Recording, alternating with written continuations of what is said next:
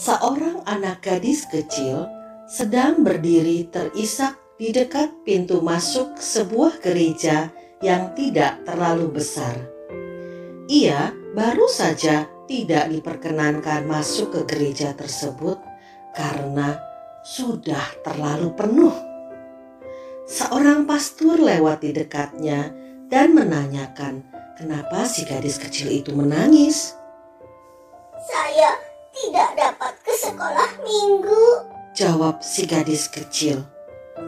Melihat penampilan gadis kecil itu yang acak-acakan dan tidak terurus, sang pastor segera mengerti dan bisa menduga sebabnya si gadis kecil tadi tidak disambut masuk ke sekolah minggu.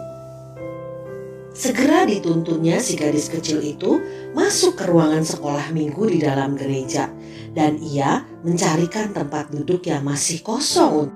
Sang gadis kecil ini begitu tergugah perasaannya, sehingga pada waktu sebelum tidur, ia sempat memikirkan anak-anak lain yang senasib dengan dirinya, yang seolah-olah tidak mempunyai tempat untuk memuliakan Yesus. Ketika ia menceritakan hal ini kepada orang tuanya, sang ibu menghiburnya bahwa si gadis masih bisa beruntung mendapatkan pertolongan dari seorang pastor. Sejak saat itu, si gadis kecil berkawan dengan sang pastor.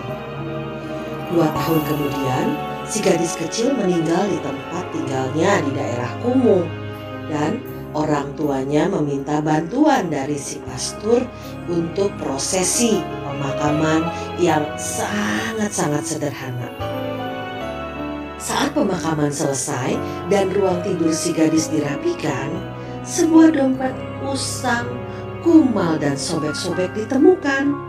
Di dalamnya ditemukan uang receh sejumlah 57 sen dan secari kertas bertuliskan tangan, yang jelas kelihatan ditulis oleh seorang anak kecil yang isinya, "Uang ini untuk membantu pembangunan gereja kecil agar gereja tersebut bisa diperluas sehingga lebih banyak anak-anak bisa menghadiri ke sekolah minggu."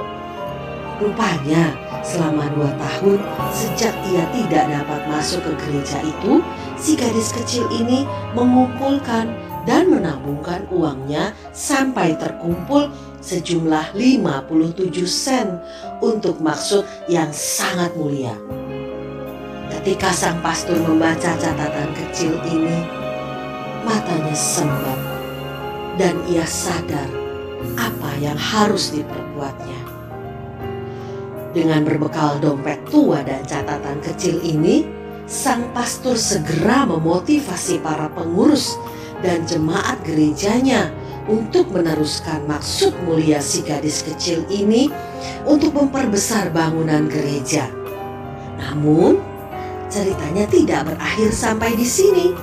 Suatu perusahaan koran yang besar mengetahui berita ini dan mempublikasikannya terus-menerus.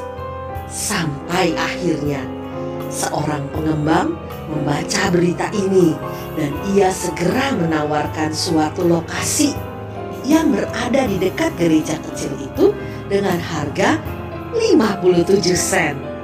Para anggota jemaat pun dengan sukarela memberikan donasi dan melakukan pemberitaan. Akhirnya bola salju yang dimulai oleh sang gadis kecil ini bergulir dan dalam 5 tahun berhasil mengumpulkan dana sebesar $250.000, suatu jumlah yang fantastik pada saat itu. Inilah hasil nyata cinta kasih dari seorang gadis kecil yang miskin, kurang terawat dan kurang makan, namun peduli pada sesama yang menderita tanpa pamrih, tanpa pretensi. Saat ini, jika Anda berada di Philadelphia, Amerika, lihatlah Temple Baptist Church dengan kapasitas tempat duduk untuk 3.300 orang dan Temple University tempat beribu-ribu murid belajar.